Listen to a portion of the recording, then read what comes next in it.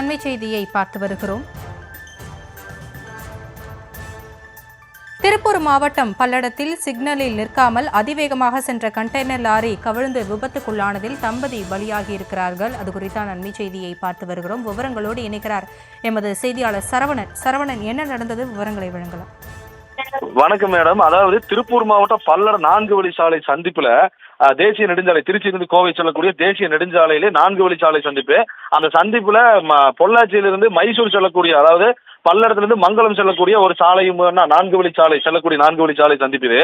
இதுல அதாவது இப்ப ஜஸ்ட் ஒரு 1/2 ஹவருக்கு முன்னாடி சிக்னல்ல பொள்ளாச்சியிலிருந்து தூத்துக்குடி நோக்கி கண்டெய்னர் லாரி ஒன்று போயிட்டு இருக்குது. அதாவது டெக்ஸ்டைல்ஸ் பேல் ஏற்றி கொண்டு செல்லக்கூடிய லாரி போல தெரிகிறது. TN 09DD 4353 என்ற கண்டெய்னர் லாரி. இந்த கண்டெய்னர் லாரி வந்து இப்போ தற்சமயத்துக்கு முன்னாடி சிக்னல்ல பொள்ளாச்சியிலிருந்து வரும்போது ரைட்ல டேர்ன் ஆகணும். அப்படி ரைட்ல டேர்ன் ஆகிற பட்சத்துல சிக்னல் ரெட் சிக்னல் மாற மாற ஸ்பீடா வர்றாரு, அதிவேகமா வர்றாரு.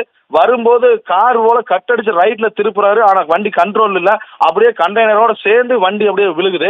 அப்போ அந்த ஓரமா, சாலையோரமா இருசக்கர வாகனங்கள், ஸ்கூட்டி TN 39 CE 0959 என்ற ஸ்கூட்டி வாகனத்துல ஒரு ஆண் ஒரு பெண், அவர்கள் யார், கணவன் மனைவியா இல்ல வேறு யாரும் இன்னும் விசாரணை தெரியணும். ஒரு ஆண் ஒரு பெண் 2 பேரும் ஸ்கூட்டில வாகனத்துல போயிட்டு இருக்கும் போது இந்த கண்டெய்னர் லாரி அப்படியே அவங்க மேலேயே கவிழ்ந்து விழுகுது. கவிழ்ந்து விழுகிறதுல அவர்கள் வந்து வாகனத்துல, அந்த வாகனத்தோட ஸ்கூட்டியோடவே உள்ள சிக்கி கிட்டத்தட்ட ஒரு அரை மணி நேரத்துல போலீசார், தீயணைப்பு துறையினர் மற்றும் அவசர உதவி ஆம்புலன்ஸ் ஊழியர்கள் எல்லாருமே வந்து தற்போது மீட்பு பணியில் ஈடுபட்டு வர்றாங்க.